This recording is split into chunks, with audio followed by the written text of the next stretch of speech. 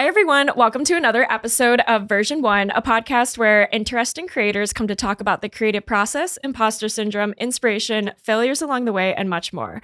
I'm your host, Waverly. We are at My Friend's Basement podcast studio in Brooklyn, and you can listen to this episode normally or head over to YouTube and watch the video version. I am here with the fiber artist, Emily Pavacic. I pronounced that correctly. Yes. Emily, welcome to the show. Can Thank we just you so start much. off with having you introduce yourself? Sure. So my name is Emily. Where should I start? I am based in Queens. I've been living there almost 7 years in like a month. Ooh, congrats on your New York anniversary. Thank you. I love it. So I'm a fiber artist. I would describe my art as mixed media textile work. I'm still trying to find the perfect way to define it because it's not traditional embroidery or sewing. So sometimes trying to figure out how to create that visual picture for people when they're not actually physically looking at my work can be a challenge. So still figuring that one out. But so I'm an artist. I also have a dance background. I was trained in classical balancing tradition ballet, which is New York City Ballet's founder. And so I also danced throughout my whole life. Stopped performing in 2021. That's like really recently. Yeah, I had a decent run for someone that wasn't my full-time thing. And I'm also a former public school teacher of 9 years. That's incredible. I'm so excited Thanks. to dive into everything from your art and your background. I'm also a dancer. I think we might have touched upon that when I first met you. Oh, really? Yeah. Oh, okay, let's get everyone caught up with how we met. Okay. So we met at the Superfine Art Fair, which was at Brooklyn Navy Yard in what month? It was the May? very end of April. Yeah. Yeah. And we met because I had a photo in the show and then your art was also in the show. Yes. You had your own booth. Mine was like part of like a group exhibition where a lot of people had their photos on display. And so my boyfriend and I went and we were walking around and I met a lot of cool artists there. I would say like your art definitely stood out and was very memorable to me because it's so like, the words that come to mind when I saw your art was kind of like divine feminine. Like it's very like ethereal and like beautiful. And like I can see kind of how your ballet background influenced your work because it's kind of like the same energy of like graceful and beautiful and soft and feminine, but also like strong and emotional. And that's how I saw it. I don't know. No, I'm very happy that comes across because those are all things that absolutely influence me. So to hear from somebody else what they see when they're looking at my work, it could be very validating. Oh, that's awesome. Yeah. And I remember talking with you because we were both wearing Farm Rio jumpsuits. Yes. Which on the way over here, I was like, I should have worn my Farm Rio jumpsuit for this interview, but I forgot. I just like wasn't thinking when I got dressed this morning, but I was thinking about it on the way over here. And I was like, oh, darn, because I saw your jumpsuit from across the room. And for anyone listening who doesn't know the clothing brand Farm Rio, it's like very colorful and patterns and bright colors. And I saw your jumpsuit from across the room and I was like, that has to be Farm Rio. Like it's a very like distinct distinct like brand, you know what I mean? And so, and I was wearing a Farm Rio jumpsuit and I was like, that has to be, I like came up to you and was like, that has to be Farm Rio, right? And you were like, yeah. And I think you laughed and you were like, yeah, I thought I saw you. And I was like, I thought that was Farm Rio too. So that was like our first, like, I think conversation. Yes. Yeah. And it was so funny because I think I had actually spotted you like a little bit before you actually ended up like being in front of my booth and I was admiring your jumpsuit as you were walking. And so then when we actually saw each other, I was like, oh my God, I love this. Real recognizes real. Yes, absolutely. What did you wanted to be when you grew up, when you were a kid? Everything. So I was always one of those people that had many different interests and was a big daydreamer. Got in trouble in class a lot for that. But I actually have a book where we had to write like about ourselves in 5th grade and everybody in the class had to contribute. And part of like we had different questions that we had to answer. And one of those questions was, what do you want to be when you grow up? And I still have this. And in it, I had written, I wanted to be an artist, a dancer, a writer, a singer, like all of it. It was, a whole bunch of different things. It sounds like you were extremely creative from a young age. Yeah. Yeah. Could you tell me a bit more about your dance background? Because as a fellow, like I grew up doing like competition dance and all of that. I was like never good to even, I was never good enough to even like entertain going professionally, but it was something that was like literally my whole life from the ages of 3 to 18. And so I'm very interested in what your background is. Yeah, sure. So I actually started with a similar background. So my parents, even though my dad did come from, I would say like a more artistic family, like he had performers in his family, but they're actually more opera singers. So my grandma and grandpa on that side of my family, they actually met like singing opera and performing in musicals. That's incredible. So, yeah. And actually, oh my gosh, who was it that I'm going to blank now? There was like some famous singer that when my grandfather happened to be recording a demo in the recording studio, who like came over to him because he heard him singing and like told him what a beautiful voice he had. And it's going to kill me. It'll come to me later. Okay. But regardless. So there were singers in my family, musicians, but no dancers. So my parents didn't really know anything about the dance world. So it was a little bit of a bubble we grew up in. So I didn't grow up that far from the city. I grew up on Long Island, like only an hour and a half away. But it's funny, there is kind of a weird disconnect. And I realize I'm going on a slight tangent here. No, it's okay. But there is a funny disconnect. The further you get away from Manhattan with the quality of dance education, I find. So my parents just enrolled me in whatever local dance studio they could find. Their reasoning was because I was just always dancing around the house, like from the time I could like basically move on my own. And I also had a tendency to walk on my tiptoes. Oh my gosh, you were built for it. Yes and no. I actually have like short Achilles tendons, so it's a blessing and a curse. But yeah, so they enrolled me in a local dance school. And I was taking, like all your standard like competition dance classes. Ended up, because that studio closed. So I started that when I was 3. After that, hopped around to a few other different competition schools. But the styles that I was gravitating towards most was ballet and also like lyrical, which I guess is sort of like contemporary, but not. And the quality of the ballet technique, though, at these places wasn't what would be able to bring you into like the professional like dance sphere. Totally. So it was during my, I think I was in 8th grade that year. And I had a friend in one of my dance classes who just happened to bring a friend along one day to like come watch our class. I'm not really sure why. But we ended up hitting it off, this friend that she brought, whose name is Andrea.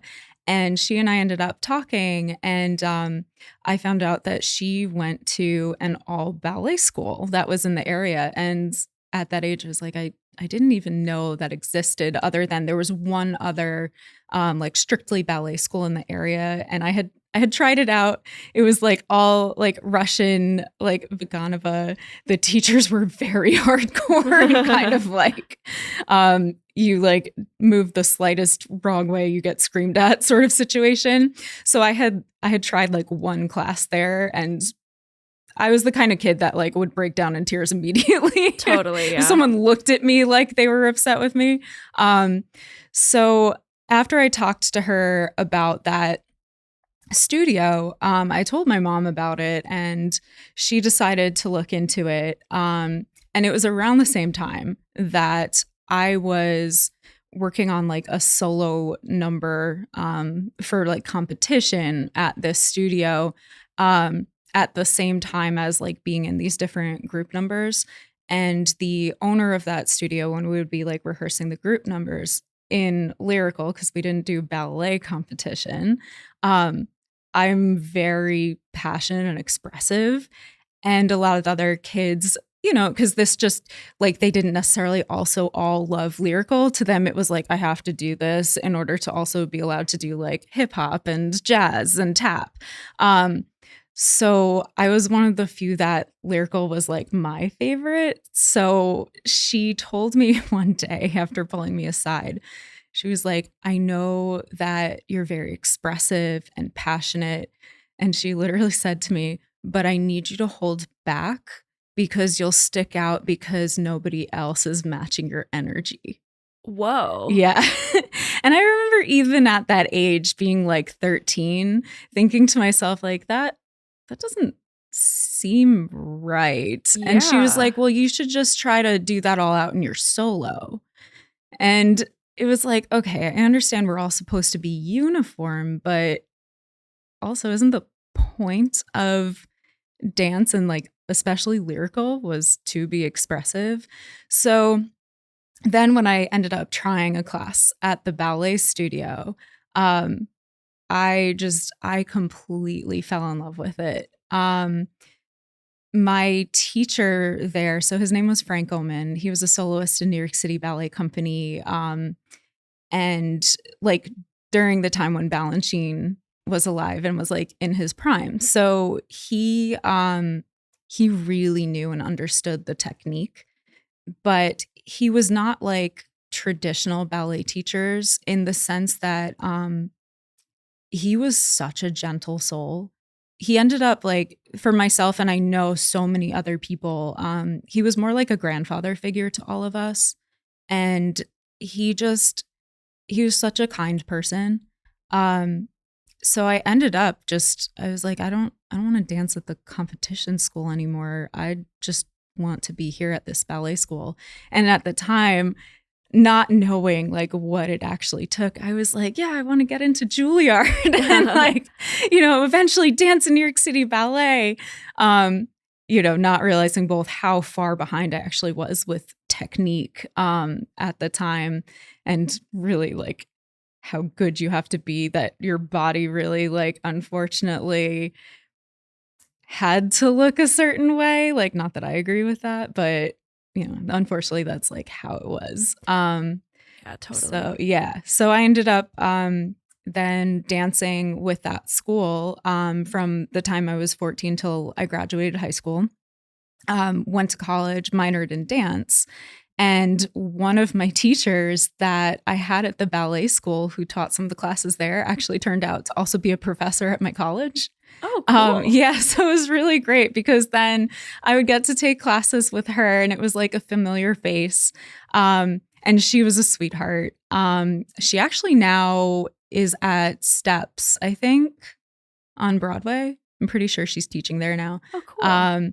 But yeah, so I ended up continuing in college, and then the ballet school that I went to has like a company that then like the school feeds into, and they also like hire outside, you know, dancers into the company.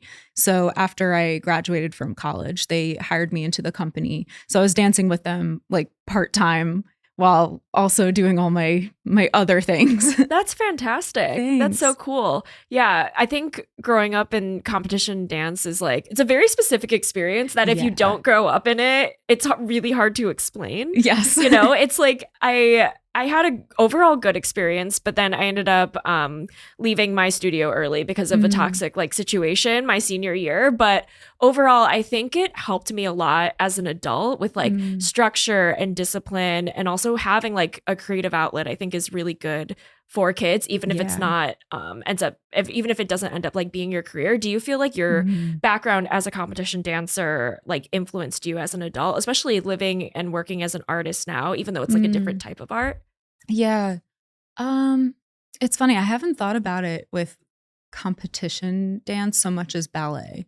Yeah. Dance overall. Yeah. So I would say overall, I think it definitely teaches you how to have grit, because you can have a certain amount of talent or natural inclination, but that will only take you so far. It's going to be at a certain point the work that you're putting into it and your dedication to it.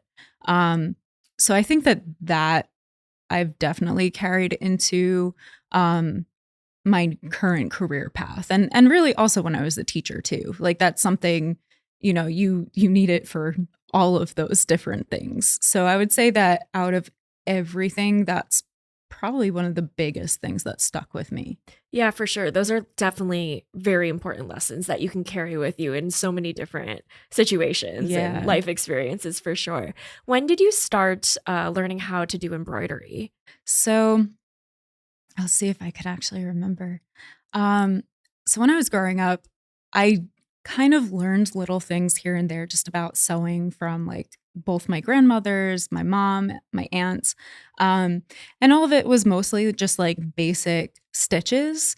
But then eventually my mom and my aunt taught my cousin and I how to like make our own Halloween costumes using the sewing machine. So there were like quite a few years that we would all get together and we would pick out like sewing patterns for what we wanted to be that year. And they were teaching us like how to use the patterns and sew from that. So even though that was mostly machine sewing, it still did teach me a lot of skills. And from there, I would kind of just play around. Like sometimes I would try to make like my own clothes that really came out terrible. But it was still, I got to experiment around a lot and use a lot of trial and error. And so there was that. There was also, I was very lucky in the next town over. There was this really cute sewing school that was called Donna's Sewing Bee. It was this like Cute. Adorable little cottage. And this woman just like, she had a bunch of sewing machines in there. And she would teach classes for like both, you know, young kids through adults. So I was able to take a few classes there and did so. I was also a Girl Scout. So like as a troop, we also went there and like did a project. So I also learned like some of those skills through doing that. And then also in middle school in home ec, when like I think all of us you learn how to sew a button. Yeah. And also like I know so many of us had to make the pillows and then like make the embroidered design, whatever we decided on the pillows. Totally. I did that too. Yeah. So that was definitely where a lot of those skills came from.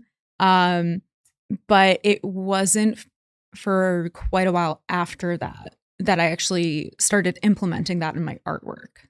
Okay, yeah. How did you start making your artwork that you do today? Yeah, so it was while I was in college. So my major was visual art. And it was, I believe, my sophomore year of college that in one of my drawing classes, one of the assignments we were given was to create a series of drawings that used an unconventional drawing material. So I ended up deciding to create a series of little portraits on basically like cardstock, but I stitched them using embroidery thread onto the cardstock. And then it was kind of from there, because then my professors started like talking about fiber art, which was pretty new to me at the time. It honestly wasn't something that I really learned about, you know, in like middle school or high school in any of my art classes. So I didn't know a whole lot about like the fiber art world. And I also think now it's much more popular and well known than it was at the time. So I did that, and then my senior year ended up making my entire senior thesis in these, what I would call like embroidered drawings that were very autobiographical. And they were all about this. So I was going through a breakup at the time. And I also, which like full disclosure, I talk about this like very openly.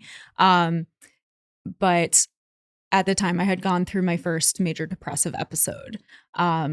And had gotten to a really, really low point, to the point that I was having like suicidal ideation and almost dropped out of college. I don't think any of my professors actually realized that though, because I was still very high functioning. It was more like I would still show up to class, and then like once I was no longer in front of anybody else, I was a mess. So the senior thesis for me kind of became a way to start trying to process what I was going through. And it just from there, I think it was this combination of something that is so tactile that takes a lot of time. It's a slow process, so it's incredibly intentional. You have to, be thinking a lot about what you're doing, because it's not like you can suddenly just like stitch and like finish a piece, in a couple hours. Like these are things that a lot of my pieces, like they'll take months to finish. So that was how I started actually like getting into the style of work that I create. In terms of subject matter, it's definitely evolved more over the years. And sometimes I go back and explore things that I've done in the past. But I think that that's something, that's pretty natural for all artists, is to, have this evolution of like what subject matter is your work exploring, and also like the kinds of materials that you can play around with within that. Yeah, for sure. Thank you so much for sharing. Yeah. Yeah. Did the embroidery like process and like help you work or help bring you out of the depression in a lot of ways, because you were able to work through those emotions through your art? Yeah, I think honestly, like I'm always going to be a huge advocate both for like the arts and how helpful they can be, and having an outlet and processing different emotions. I will say also don't solely rely on that. Yeah. Like also therapy is like fantastic. Yeah. So that as well. But I think that it's absolutely a wonderful tool. Like there's art therapy now. And that was actually at one point something that I considered going into, because it is so powerful. Yeah, absolutely. Because at the beginning, I kind of like described your art for you, but how would you describe your art especially to someone who has never seen it before? So I would first describe it as very intricate. So in terms of the technique, it's highly intricate, meticulous, detailed work. And the way, like I was saying before, like intentional. In terms of subject matter and what I'm thinking about, I would say a lot of times it's based on like the tenderness of humanity. So it's very emotional. So I'm either thinking about something sorrowful that someone might be going through, or I'm thinking about like the kind of joy that we experience. So really thinking about, I guess, like the human experience. And also I know the particular pieces that you saw at Superfine. So that was one particular series that I've been working on. It's funny because I have a few different like series of work though, that the subject matter ranges quite a bit. So a lot of my other work deals with this idea of community, and this exchange of like energy between people. So like there's currently actually a very large scale project that I'm working on that involves more of that. But to get back to like how I would describe it, so it also kind of depends on the series, because like the pieces that you saw, for example.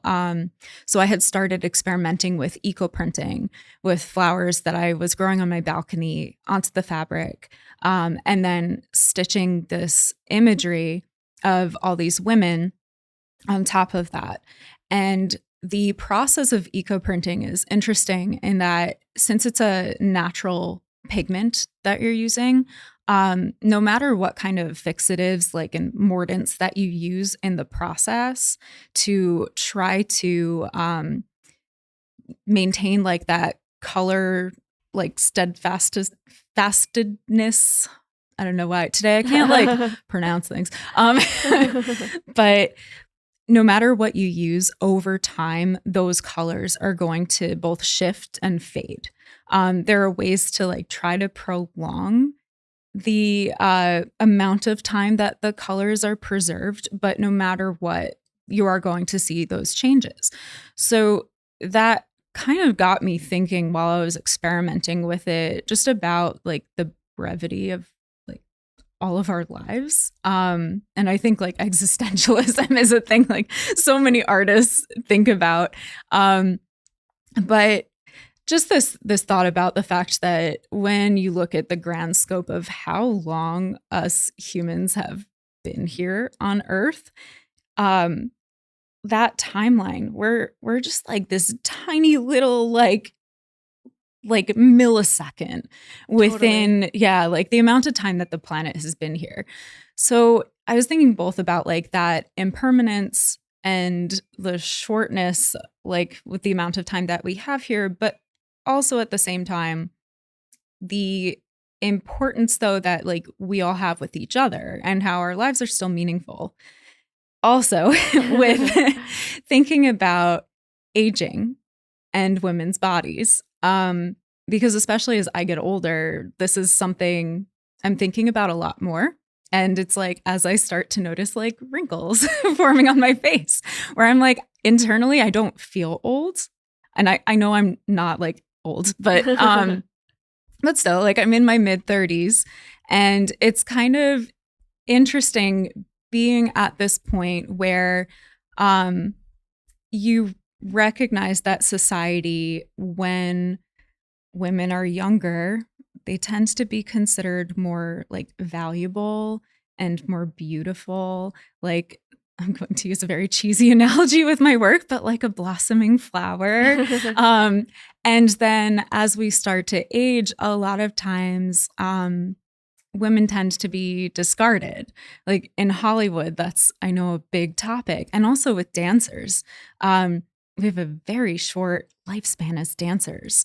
It's thankfully because of cross-training and like physical therapy and whatnot, it is starting to become, a longer career, where I think now we'll be seeing more dancers who, will be able to dance more into their 40s and 50s, but that, wasn't typical. So I think that all those things like deeply influenced that work and thinking about using that process and like the flowers and how the materials will fade as a bit of a metaphor as well for women's experience with aging.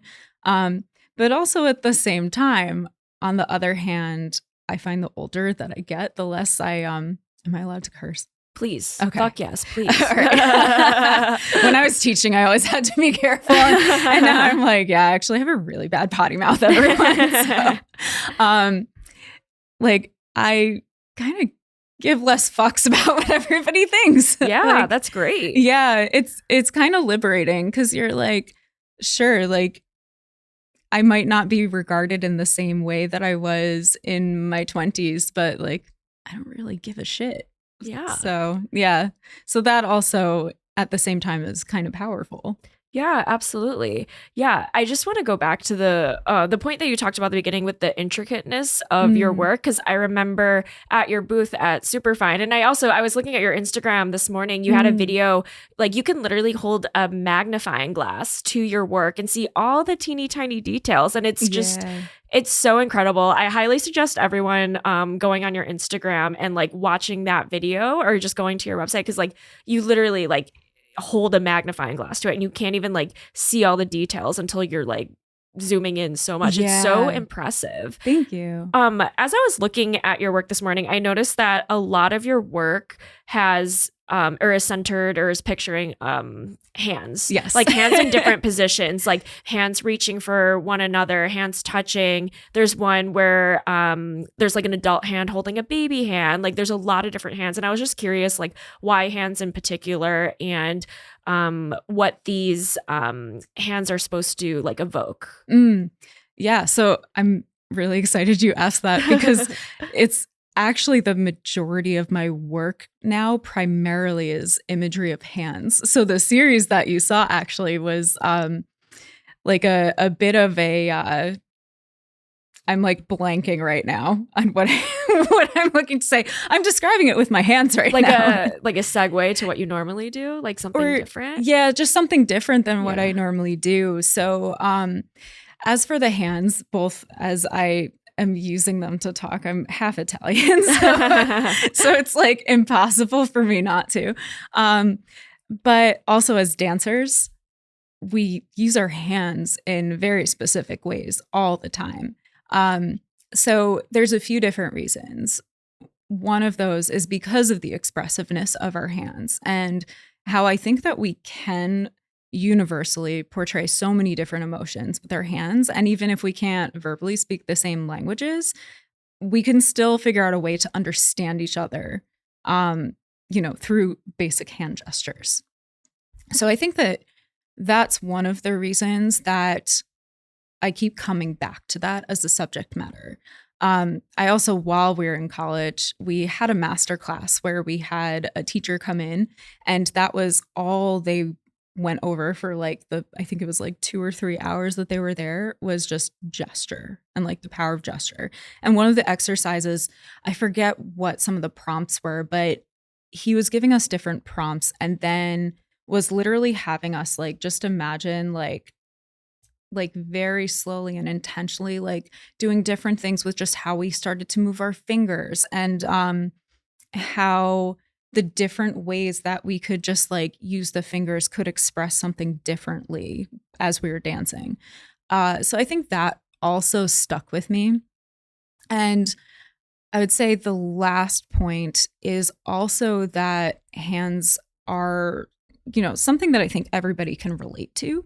So many of us, like we all have vastly different facial features. So a portrait or an image of somebody's body is not going to be something that necessarily like you look at and you are able to see yourself in that. But if you're using imagery of hands, I think it's a lot easier for other people to identify themselves in the work or make some kind of connection to it. So that's part of the reason also as well. And so I want people to feel like they can connect on that emotional level. So I do feel like hands are a good way to do that. And I think one of the pieces that you were describing, so it's a piece called Transference. And what I was doing with that, I had been experimenting with making my work more three-dimensional. At the time, I had started seeing online that there were these thicker embroidery hoops. So prior to that, I only knew of the ones that were like, your stereotypical like width or depth. And then I found out that Nerge, which is an embroidery hoop company, creates these hoops that are like an inch thick. And I also didn't realize there's also like quilting hoops that are essentially like, same depth. So I started playing around with this, and it was really out of a commission that one of my friends asked me to create a piece for her. And in the process of experimenting while I was trying to create this piece for her, the imagery that I wanted to create and had in my head wasn't coming out the way that I had intended. And at first I was just collaging layers of fabric on top of one another, and it wasn't giving the effect I wanted. I wanted it to look like someone was looking through a veil at this hand that was on the other side. And so then I started thinking about, well, what if I take these thicker embroidery hoops and I play around with, instead of having just one layer of fabric on the front like you normally do, would I be able to have one layer on the back, one layer on the front, the one in the front being one that's translucent so you can see through, but stitch on both pieces of fabric and also through as well, so they're connected. So that's what I started doing. And so that piece transference, I was thinking about literally like this exchange of energy between people, because whether or not it's a conversation or it's just body language or, you know, literally just being in the same space, there is going to be some kind of like exchange between people in the room, whether or not it's conscious.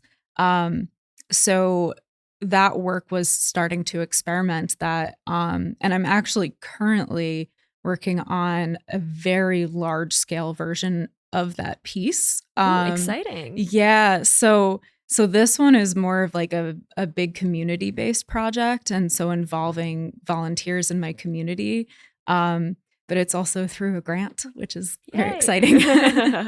That's awesome. Yeah. When I was looking at your pieces, they were very emotional. And just speaking just specifically about the one with the hands on the two sides that you were just referring to, like it could have so many different meanings. You know, it could be two people reaching to each other because maybe they're ex-lovers, but they're trying to find their way back to each other. Or maybe one person died and the other one's still alive, or they're trying to, you know, communicate, or, you know, maybe, it's like, I was like thinking, I was like, wow, that can mean so many different things. Yeah. It was so, I really loved that one. That one was so beautiful. And same thing with the one like adult hand reaching toward the baby hand, because my first thought was, oh, that would be like a beautiful gift to someone who lost a child, possibly, you know. But then I was like, oh, but it could also be a super happy meaning, like it could just be like, oh, like I see this and it reminds me of holding hand with my kid, you know, that sort of thing. So it's like your work can be interpreted in so many different like emotional ways, and it's so beautiful. Thank you. I was curious because you talked about creating like larger pieces and then also smaller ones that are so small you have to use a magnifying glass to see the detail. Is it which one's like more difficult? Because I imagine is it the smaller one to get all those little details, or is it the larger one because you have to do so much more? Like how do you compare the two? I guess both. The small ones, like for example, I actually just finished a commission that I think I had to make like the most minuscule details that I've ever made in a piece before. And at the time when I first started it, I don't think I realized like quite how difficult it was going to be. Part of that is actually just because of the limitations of the materials themselves. So the fabric, so I use like cotton fabric throughout my work, and most of it now is thrifted. So I'll actually like thrift sheets, because that's such a good idea. Right. And it's literally giant pieces of fabric.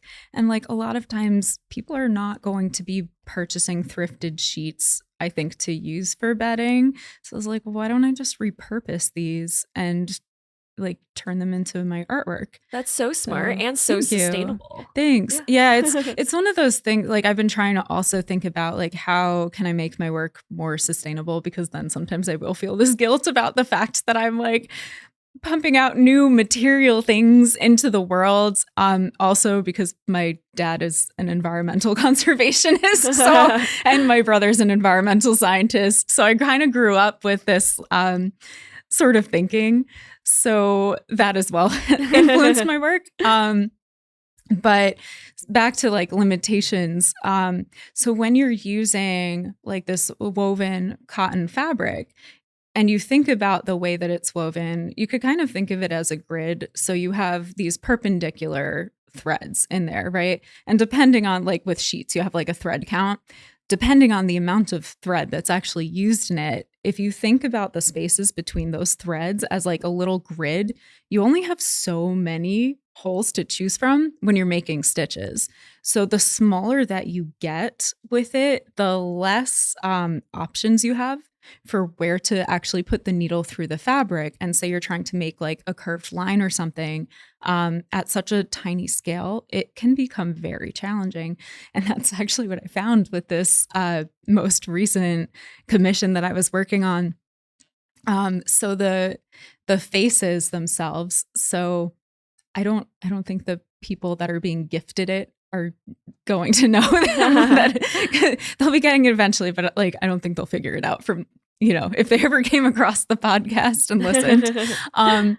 So it's a gift that's like for a wedding for this couple. And so the image, it's like both of them with like their whole bodies in the image, but it's only a 6-inch big piece.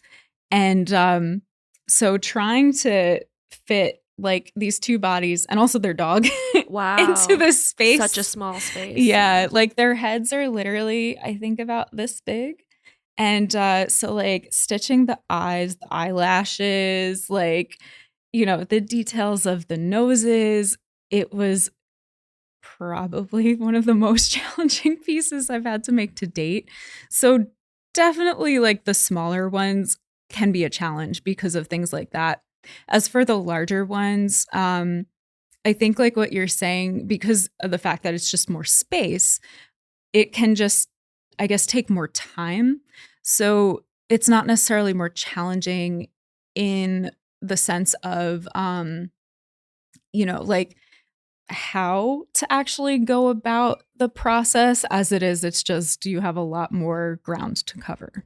Wow, that's incredible. Do you, when you're doing the really, really small ones and really like doing all those details, do you have to use like a magnifying glass and then that's how you see it? Like how you, there's no way you can see it, right? So shockingly not.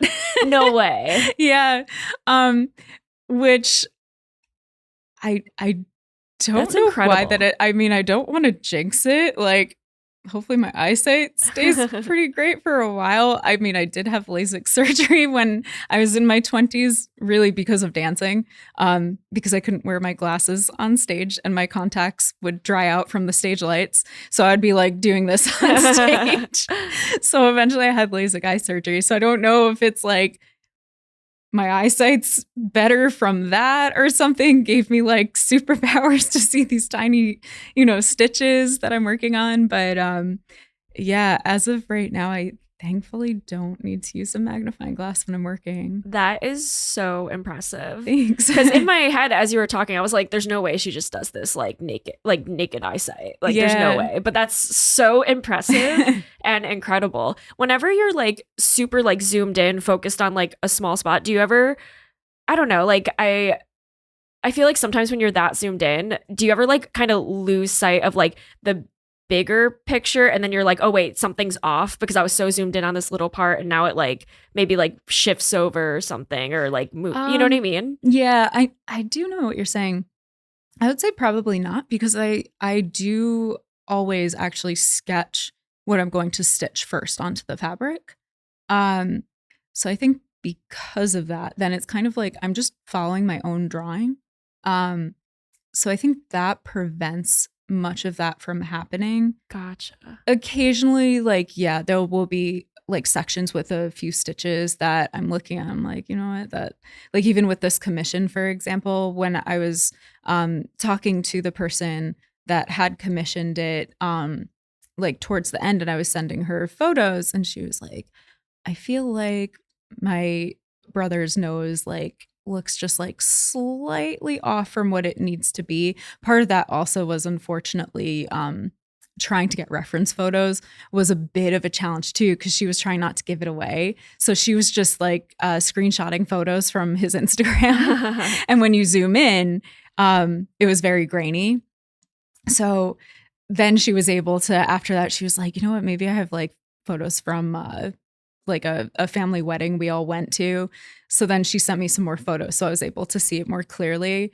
But then I was able to like go back in and I was like, okay, I see what you're talking about. So I could like go back in and fix it.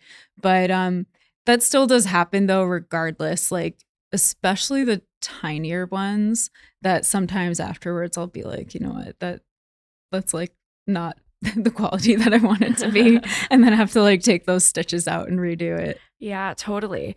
Could you talk to me a bit about some of your sources of inspiration before you make your art? Like, you know, when you're coming up with ideas on what you want to make, where do you get your ideas and inspiration? Yeah, it's kind of funny. Like, I feel like it can be so random. So sometimes I'll literally just have an image in my head.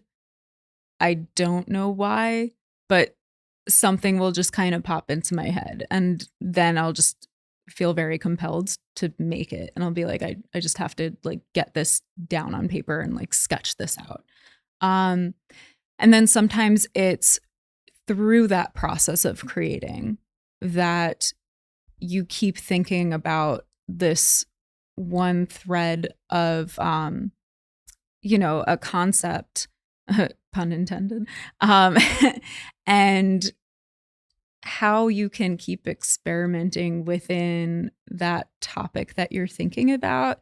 And eventually it might just lead to more and more ideas for future pieces. So I find that it's usually both of those things, but I would say my inspiration in general just comes from people, relationships, community.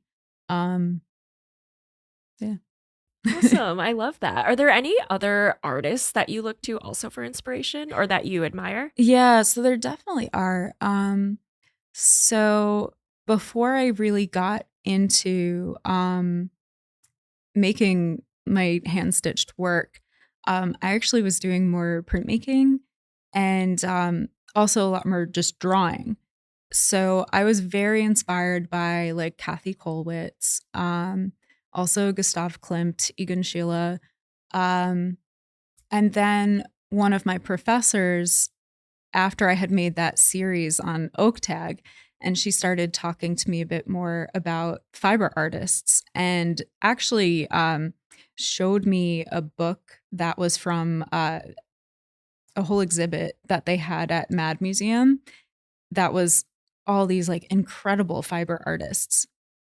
And it was through that then I started really admiring the work of like Orly Kogan, Gada Amur. Hopefully I'm pronouncing her name correctly. I don't think I've ever heard her name said aloud, so I'm not sure. Also Andrea Dezo. So I would say that I've been like very much inspired by their works as well.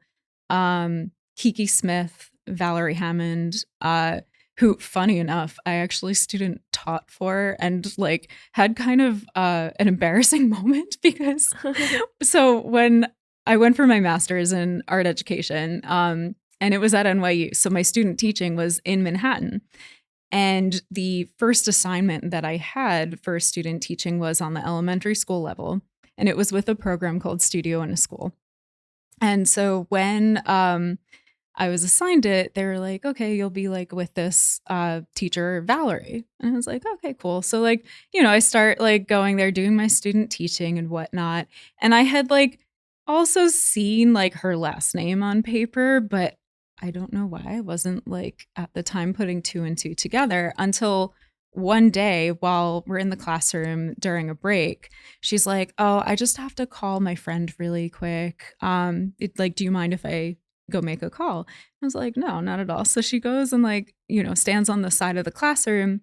And then after she gets off the phone, she was like, yeah, that was my best friend, Kiki. And she like starts talking about like her. And I'm like, wait a minute, Kiki? Like Kiki Smith? And she's like, oh yeah, yeah.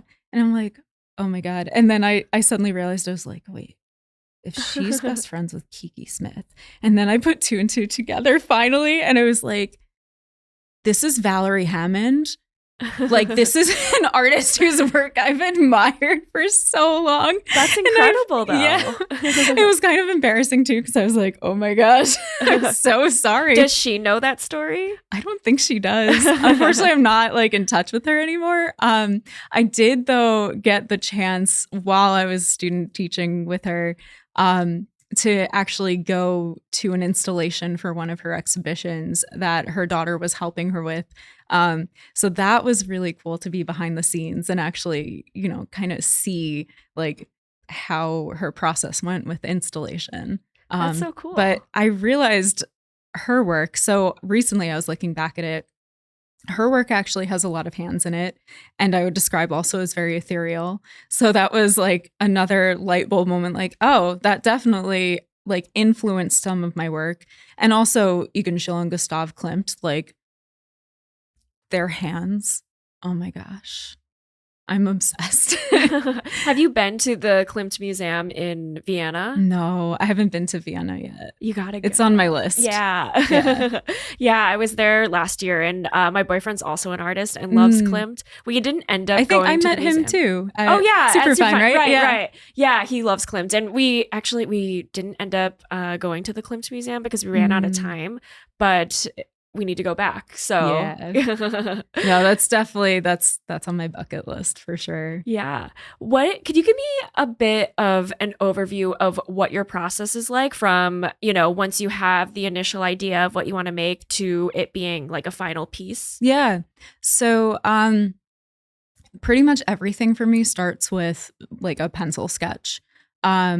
So I will both start jotting down ideas that I have, and then I'll think about positioning. So for example, if it's hands, I'll start thinking about like, okay, what is the idea that I'm trying to portray with this? What makes the most sense in terms of like the positioning and the composition? Then from there, I'll either try to find reference photos or I'll take my own reference photos. My husband oftentimes gets forced into being a hand model. But yeah, a lot of reference photos that then I'll use. Sometimes I'll try to use like a few different reference photos. Like I'll get stock photos and use inspiration from multiple and then start creating sketches. And then from those sketches, I'll start trying to like fine tune things, decide like what I want to keep, what I don't think will work. Then from there, I have, it's kind of like a light box, but it's not a box now. Like they make them where they're just like flat. Like when I was in school, we had light boxes, but this is just like literally, it's kind of like an iPad that's only a light. Like It's just I don't know how otherwise to describe it. But so then at that point, I'll actually place my drawing on top of the light box and then the fabric that I'm going to use on top of that and literally trace with pencil my drawing that's underneath onto the fabric. The other way sometimes though, because when I'm using the translucent fabric, you can't do that. Like when it's tulle, or like some kind of mesh, you can't trace like with a pencil drawing. So for those, I will use, it's like this water soluble sticker paper. So then I will draw onto that, or I'll literally scan my drawing into my computer and then just like then print it. So I'll like run the sticker paper through my printer and have my drawing printed onto it. So then you put that on top of the fabric and you stitch through that. And then after you're finished completing that, you literally just rinse it underwater and the sticker paper dissolves and you're left with the stitching. Oh, cool. Yeah. So there's like a few different techniques that I'll use, but that's like the general gist is it's like it goes from like some notes about my ideas to sketches to then actually transferring it to fabric. And then from there, depending on if it's like a 3-dimensional piece I'm working on or like the eco printed ones, for example, like those I'm eco printing onto the fabric first before then stitching on top of those. Sometimes pieces that I use watercolor in, those I'll have like 2 different processes that I'll use. So if it's just like a watercolor wash, then I'll just go ahead, like after making the pencil drawing onto the fabric, paint with watercolor and then stitch on top of that. Sometimes if it's something that would bleed too much on the fabric, because I have like, for example, I did a commission 2 years ago that were some like very detailed pieces in terms of the colors and like how specific the colors needed to be in what areas. So for those, I realized that the paint would just spread way too much through the fabric I was using. So in order to try to mitigate that issue, I ended up instead creating watercolor paintings that I tend to use watercolor more like gouache, because I loved gouache. So I'll create those on paper, and then scan those, and actually will have those printed onto fabric and then stitch on top of that. So then it's actually a print of my watercolor painting on fabric, and then I'm stitching. Wow. Yeah. How long does it take normally for the stitching process? It depends on the size of the piece. Also the amount of detail. So it can range, like, for example, some of the 3-inch pieces that you saw at Superfine. So like just even within those, some of those can range from just like 3 hours stitching to 6 hours, which like isn't that bad, but it's still like, a good amount of time, like also with the tracing onto it and like stitching the backing on. As for the larger pieces, like some of those ones that you saw, it can take me like a whole month. Wow. Yeah. That's So incredible. it could take a long time. Yeah, I think what's so special about your art, other than how like beautiful it is that it's so like there's no way to like mass produce this, right? Like it's so like slow, like like especially in like the modern age where everything you can like print it or manufacture whatever. Yeah. And so it's so special because each piece is like truly handmade and one of a kind. Yeah. I want to go back to the eco printing with the flowers that you grow yourself. Could you explain a little bit more about that? Yeah. So with eco printing, so there's multiple ways to go about it.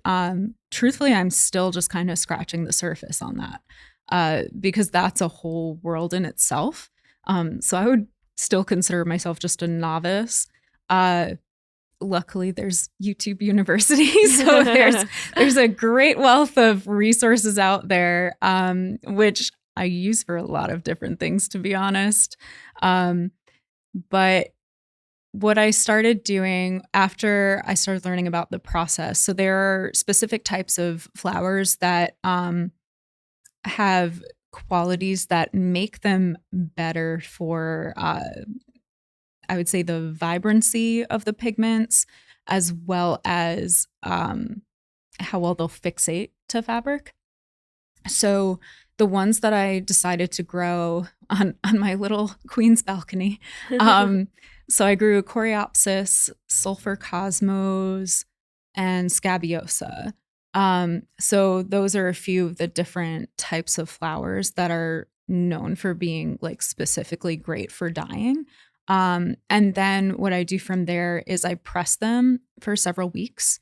And with the fabric itself, so I'm using all cellulose-based fabrics.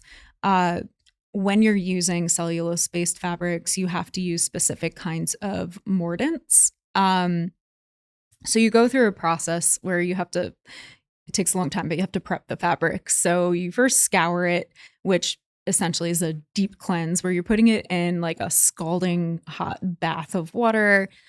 Sometimes you're using something called soda ash in order to cleanse it. You can also use like neutral pH detergent.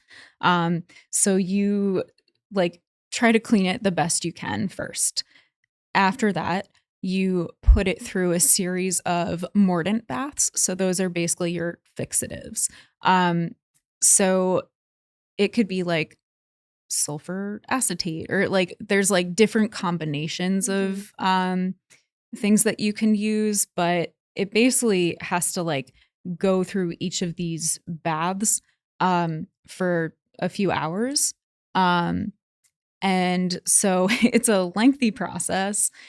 At the end, I have found that I like putting it then through a chalk bath, which I find kind of like solidifies everything. Yeah. And then from there, when you actually go to print onto the fabric, so I use like steam as my method. You can also like hammer print though. So sometimes people will literally put the flower on the fabric, and then you put like another piece of fabric on top of that and literally use like a mallet. I tried doing that once, but then was afraid our neighbors would really hate me. So my husband, actually, funny story, came home one day and I happened to be experimenting with this in the apartment. And because I was so afraid that I was going to really piss people off with the noise, I was like crouched down on our bed with a pile of pillows all around me to try to muffle the sound. And I'm just like hunched over. I have the cutting board underneath the fabric with the flowers. And he walks in and he sees me just hunched over, like doing this surrounded by pillows. Yeah, he was just like, what is going on? I don't know anymore. I think at this point, he's pretty used to the fact that he's just going to encounter really odd things that I'll do. So I tried hammer printing, but it's not conducive to living in a New York City apartment. So with the steam bath, though, that I use, so you want to make sure like the fabric is slightly damp, and then you place the flowers on them, like however you decide you want them placed, and basically then roll the fabric tightly around like a dowel or a copper pipe, wrap that all with twine, and then you put it in a steam bath for like 20 to 30 minutes. I personally like rotating it to make sure that it's a bit more even where the heat is going, and then you take that out, unroll it, and then you peel off the flowers, and you're left with literally like a dyed version of that flower. It's a very intricate process. Yeah. That's incredible that there's so much work poured into it. Yeah, that's awesome. Yeah. I was curious if embroidery had, like, the actual like process of when you're doing it had any sort of effect on you, because I can imagine, like, I do crochet, for example, and doing something with your hands for hours, I find it very like meditative. So I'm curious if you have found that or what effect it's had on you. Yeah. So I would say the same thing. Like, I do find it meditative. There are definitely some days when I'm like, I wish I could do this faster. Like, especially if I have a lot of ideas at once and I'm like, I want to just make everything. But it forces you to slow down. So occasionally I'm like, I wish like this work could be a little more spontaneous, but for the most part, I think I enjoy the process of having to take my time, and kind of to the point that you brought up before, because we live in such a fast-paced world. And I think many of us, including myself, find that extremely overwhelming. I don't think as humans we're supposed to be inundated with so much information and like the ability for also people to contact us like any time of day. Like, I'm like one of those people who now is like terrible sometimes with responding to text messages, because if it's one of those days that like I look at my phone and see I have a slew of text messages, my brain just like shuts off. I'm like, I can't. I'm just like paralyzed. So I think the process of embroidering is a nice break from that. That's wonderful. Have you ever experienced imposter syndrome? Oh, yeah. What does it look like for you, and how so? So I definitely experienced it more so when I first left teaching in terms of pursuing my art full time. And also like when I started teaching as well. I think whenever I'm starting something new, I feel like an imposter. And also because there's always going to be someone else that you look to and you're like, oh my God, but like they're so amazing, like what they're doing. Like, I don't even know how to get to that level, or like if I belong in this arena. So when I left teaching, it actually took me a really long time to feel comfortable saying that I was an artist. When people asked me what I did, I would start off by being like, oh, well, I was a public school teacher, like, and start talking about that, and then kind of segue into like, and now I make my art. Like, I didn't feel comfortable for a long time actually saying that, like, I'm an artist. At the point now, like, definitely I'm like, no, I'm an artist. Like, that's what I do. That's also who I am. And also looking back at my life now too, I'm like, I really, like, I always was. I just felt like because when I was teaching, I didn't have the time to really make my work. Especially then, like, I felt like an imposter ever saying, like, yeah, I'm an artist, but like I barely make any pieces. So that I think was challenging because it felt like a lie being able to say that. Also having like multiple things that you love doing, because also with dance, I would find it was very difficult sometimes to try to balance both my love for making visual art and also my dance. Because both require a lot of time, as like I know that like the amount of rehearsal time just like for one performance. So it occasionally it would be this like, okay, which one do I want to prioritize a bit more right now? For a long time that became dance for me. Since I've left teaching, it's become making my visual art. I'm still trying to figure out how to balance it all in a way that feels really good for me, though, because I also do miss dancing at the level that I had been for so much of my life. So I think that'll be an ongoing challenge. But yeah, with imposter syndrome, I'm very lucky. My husband is so supportive, but he's probably my go-to person whenever I have a breakdown, which honestly, last night was one of those nights when I was like, I'm just failing at everything, which like I realize is not true. I probably also just need a good night's sleep. But sometimes like things do get to you where you have an idea in your head of what it looks like to be successful, and all the things that you need to do to get there. And I think artists especially can be very hard on ourselves, and dancers, like absolutely. I think dance also, like it's probably both part of my personality type in general, but dance as well. I have a lot of like perfectionist tendencies, which probably looking at my work makes sense. So if I feel like I haven't like done something like really, really well, or like I'm going to disappoint someone in some way, like I'm like, I failed, which is something I'm trying to unlearn. Like it's a slow process, and I'm definitely getting better with that than I used to be. But yeah, the imposter syndrome I think is real. And I also feel like anybody that ever says that they don't get imposter syndrome, I'm like, you're lying. Absolutely. I totally agree and resonated with like so much of what you said, because I have a lot of those nights too where I'm just like, what the fuck am I doing? And meanwhile, it's so real. Like, okay, so like I don't remember if we had like talked about your background when I first met you, but I looked at your website, and when I looked, I was like, holy shit, she is so accomplished. No, I truly, I think I look a lot better on paper than I am in person. You know what I mean? Or like that I actually am, but maybe that's imposter syndrome. Yeah, I was going to say, maybe that's imposter syndrome though, because me looking at it, I was like, damn, okay.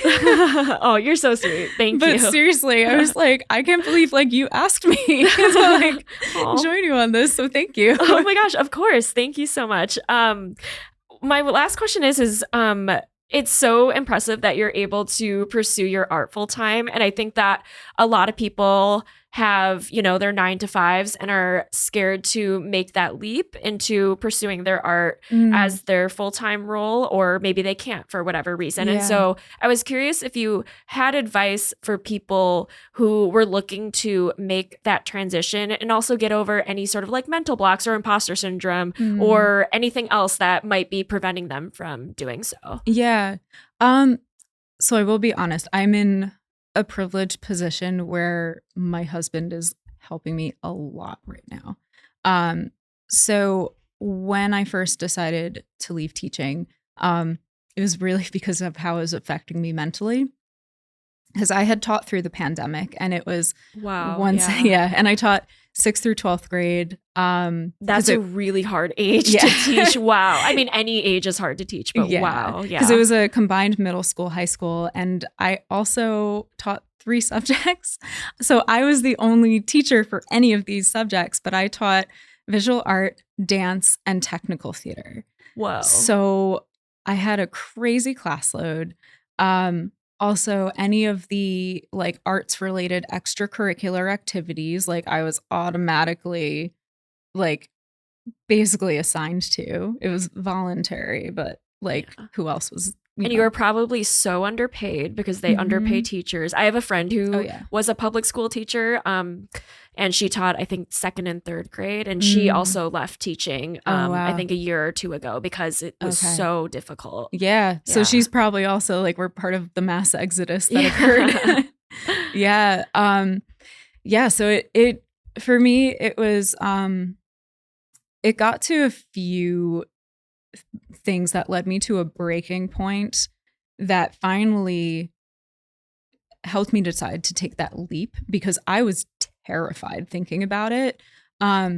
Because it is like when you have a 9 to 5 like that, or like a profession like teaching, it's the golden handcuffs, especially when you've been in it for so long, because you're like, well, I have all these benefits and pension and like how, and like being tenured. Like, I would be so stupid to leave this. Like, people dream of this, like this kind of security. So it for me, it had to get to a point that it was so bad that I was like, well, I'm going to become a shell of a human if I keep doing this. So eventually it got to the point, unfortunately, like I was literally crying every day before going to work because I was just so burnt out. And around November that school year, my husband was like, why are you doing this to yourself? Like, you're so unhappy. And I was like, well, like, what choice do I have, really? Like, I'm doing this. And he was like, well, you're so happy when you're making your art. And I was like, yeah, but like, I don't know, like how I would like pursue that full time. And also because like that's part of why I went into teaching was after graduating undergrad, I panicked because I was like, what am I going to do with my BFA? Like, I have all the student loan debt. I don't know how I'm paying it off. So I panicked and went into teaching. So it was, kind of this thought of like, well, I don't know like how I would do that. It's not like they really teach you when you're going to school for art how to turn it into a viable career. So, I didn't know what to do until we kept having conversations about it. And also I was talking to my therapist about it and the fact that I was like, I don't know what to do. Like, I can't handle this anymore. And so my husband, because at the time we were engaged, and he was like, well, we're getting married anyway. Like, what if you went on my health insurance and like we figure it out? So once I started making that decision, and then also my therapist was like, I think what you need to do, like, and I was so prepared too. I thought my therapist was going to be like, that's a terrible idea for some reason. And also my parents, I was so terrified when I told them because I thought they were going to be like really disappointed.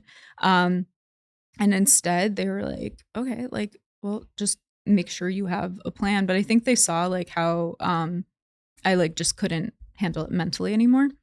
And so my therapist was like, I want you to set a date for yourself for when you're going to leave teaching, because he was like, if you set the date you're going to have to put yourself in a position that you'll need a plan by the time you leave. So he was like, set a date, make that like set in stone. Like you can't negotiate when that date is. And then you're going to have to force yourself to work towards figuring out what you're going to do when it comes to that point. So we thought about it. My husband and I decided like I would leave the end of that school year. Cause at first it was like, do I try to make it like another year doing this or what? So I was like, okay, no, end of the school year. At that point, I just honestly started trying to like save up as much as I could. So like got very strict with budgeting. I had also read, I'm blanking on the title of the book right now, but it was a book that basically talks about the concept of like FU money, like having some kind of savings so that if you're in a position that you're like, this is awful, you could leave that position and at least for like a couple months be able to live off of like the savings that you have. So I ended up like the rest of the year just budgeting very, very carefully. And I also like in general, I was very cautious already with my spending, but now I was like even more cautious about it. So I just made sure that I got to a point that I had like a good cushion for when I knew I was leaving. I also knew though it would probably be a while before I would be able to sustain like myself on my art career, because it's a business. And like, you know, most businesses, when you start out, it takes several years. Like it can be like 3 to 5 years before you even start turning a profit, especially with like overhead costs and things that you have to purchase in the beginning. And like, you know, all the things with like your website and, you know, just like things like MailChimp or, you know, all these different subscriptions that you don't think about in the beginning. So, you know, it was planning things like that. But what I would say is first, like try to have some kind of plan. So if you're seriously thinking about leaving a 9 to 5, make sure that you're coming up with a plan first. I would not suggest just like jumping into it unless you're someone that is a trust fund baby and has like the means to do it. But yeah, make sure you have a plan. Obviously, if you do have support, that is very helpful. But I recognize that like a lot of people are not in that position. So I do also work like side gigs as well, because just especially with the way things are now with the economy and art is a luxury. It's not exactly something that people are like looking to spend money on like very quickly. So I do also like work some side gigs where I'll teach like workshops here or there. Like I'm teaching dance classes, for example, on the side. So little things like that, you know, it's also helpful to know when you still have like some kind of income regularly coming in, just, you know, to have that peace of mind to fill in the gaps. I'm definitely not at the point yet that I can like sustain things on my own. I realized also technically I only opened my business June of 2023. So it's only been 2 years. So I'm still kind of like in the infancy stage of like my art business. But I would also say like, I think if you really want to make it happen, like you're going to find a way and like be resourceful enough to do so. It like, especially if it gets to the point that you're like, I like can't do what I'm currently doing anymore. Yeah. Yeah. I don't know. No, that's fantastic advice. All right, Emily, are you ready to move into the lightning round? Sure. Okay. What is something new that you've tried lately? Ooh. It could be anything. Like it doesn't have to be related to anything we talked about. Okay. Oh gosh. I don't know. Have you tried like a new food or a new restaurant recently or anything? Actually, no. No? Because I'm like budgeting carefully still. No, I totally get it. As someone who's like basically unemployed, also, I feel that. That's okay. We can skip that one if you want. No, I don't know. That's okay. It's kind of funny. Yeah, no worries at all. Do you have a lesson or a message that you want to share with listeners? Yeah, this will be like a more general, like community-based thing, but because of the fact that my work delves with community so much. So I know we're at a time right now that things feel very heavy. And it's something that like I know I'm constantly thinking about. I'm sure others are too. I feel like this is really the time though for people to like try to hyper focus on things you could do within your own community and connecting with others. Because I really think that that's going to end up being what helps us get through all these really difficult and dark kind of things that we're experiencing right now. I love that. What is one thing you wish you knew when you were starting out? I think I wish I had known how much more difficult it is to get visibility. I think I had this idea at the time that like, oh, you like start posting your work on Instagram and eventually people see it and they're like, oh my God, I want to buy that. So I think I think I wish I had known more in advance about the fact that it doesn't quite work that way. So a little more about marketing. So like if I had learned more about that in advance, I think that would have been helpful. And I'm still definitely trying to figure that out. For sure. Well, Emily, this has been fantastic. Could you please tell everybody where they can find you, see your art, buy it, support you, anything else that you want the audience to know? Yeah. So you can go to my website, which is www.emilypavacic. My last name is Pavacic, studio.com. And my Instagram handle is the same thing. It's just Emily Pavacic Studio. And you can purchase my work through my website. I both ship, but I also do local drop off for anybody that lives, relatively close to the Queens area. And I teach workshops too. So wonderful. Yeah, thank you so much. Of course. I really appreciate it. Thank you. I could have asked you like so many more questions, but we're out of time. So you'll have to come back for part 2. Honestly, I'm such a chatterbox. All right, everybody. Thank you so much for listening. Follow the show on Instagram at Version 1 Podcast and subscribe to our Substack, version1podcast.substack.com. And you can also find me on buymeacoffee.com/Waverly Colville. Leave a review on whatever app you're listening to this on and give us 5 stars. New episodes every Tuesday. Thank you so much, Emily. Thank you so much, Waverly. This was awesome.